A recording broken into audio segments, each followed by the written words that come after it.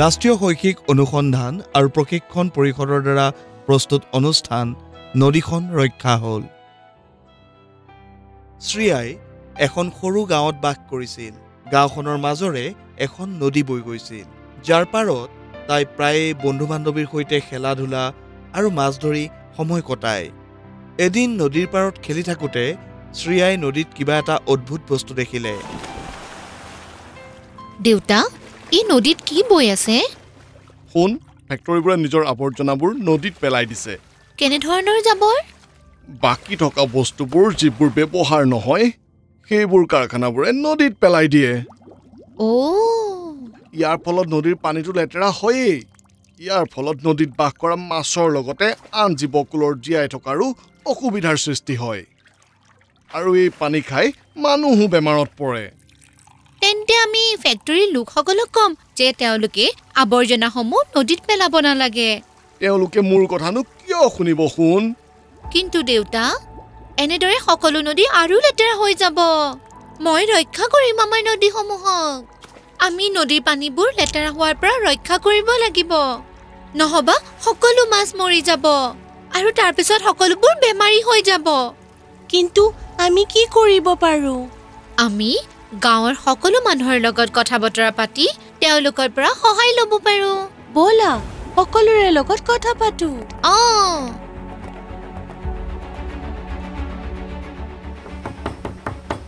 কোন হয়? মই শ্ৰেয়া। নদীৰ পানীবোৰ বহুত লেতেৰা হৈ গৈছে। ইয়াত মই কি কৰিব পাৰো? এবাৰতো মোৰ কথাটো শুনক। কোনেও আমাৰ কথা শুনা নাই। আৰু এতিয়া আমি কি কৰিম?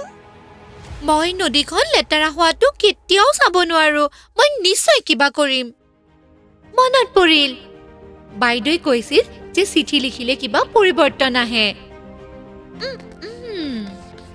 মুখ্যমন্ত্ৰী ডাঙৰীয়া, গাঁৱত থকা ফেক্টৰীসমূহৰ বাবে নদীৰ পানী প্ৰদূষিত হৈ আছে আৰু আমি সকলো পানীৰ ওপৰতে নিৰ্ভৰশীল।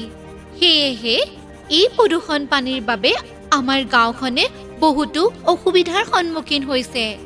আপোনাক নিবেদন যে এই নদীসমূহক ৰক্ষা কৰিবলৈ আমাক সহায় কৰক। ধন্যবাদ।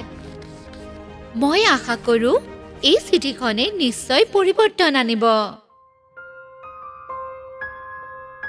লাহে লাহে গাঁৱৰ বহু লোক অসুস্থ হ'বলৈ ধৰিলে। দাদা, মোক চৰ্দি আৰু জ্বৰৰ ঔষধ দি দিয়ক।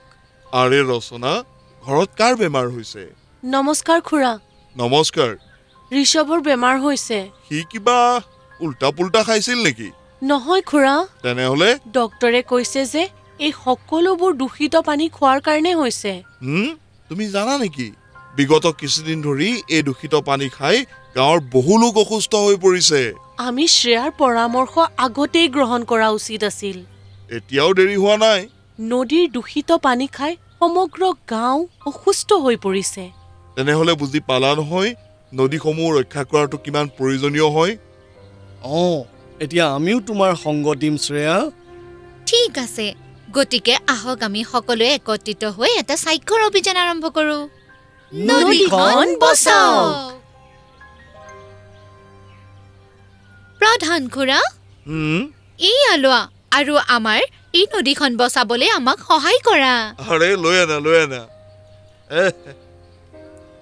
নিয়ম মানি নচলাৰ বাবে কাৰখানাত জৰিমনা বিহা হৈছে। লগতে নদীৰ জাবৰ পৰিষ্কাৰ কৰিবলৈ মেচিন স্থাপনৰ অনুমতি দিয়া হৈছে। আদেশ পোৱাৰ লগে লগে কাৰখানাৰ মালিকে গাঁৱৰ লেতেৰা পানী পৰিষ্কাৰ কৰিবলৈ মেচিন স্থাপন কৰে। কিছুদিন পিছত নদীত বৈ যোৱা জাবৰবোৰো চাফা হৈ গ'ল। আমি প্ৰতিশ্ৰুতি দিছোঁ যে কাৰখানাৰ আৱৰ্জনাবোৰ সঠিকভাৱে নিষ্কাশন কৰা হ'ব আৰু নদীৰ পানী প্ৰদূষিত নকৰোঁ। দেউতা, চোৱা, নদীখন চাফা হৈ গ'ল। মই তোমাক লৈ গৰ্ব কৰোঁ শ্ৰেয়া। আমাৰ নদীখন তুমি বচাই দিলা। ৰাষ্ট্ৰীয় শৈক্ষিক অনুসন্ধান আৰু প্ৰশিক্ষণ পৰিষদৰ দ্বাৰা প্ৰস্তুত অনুষ্ঠান নদীখন বচাওঁ আহক আপোনালোকে শুনিলে। অনুবাদ আৰু ৰেকৰ্ডিঙত সহযোগ কৰিছে ক্লেপাৰ এণ্টাৰটেইনমেণ্টে। Programme coordinator professor Usha Sharma. Academic support Yasna Gupta.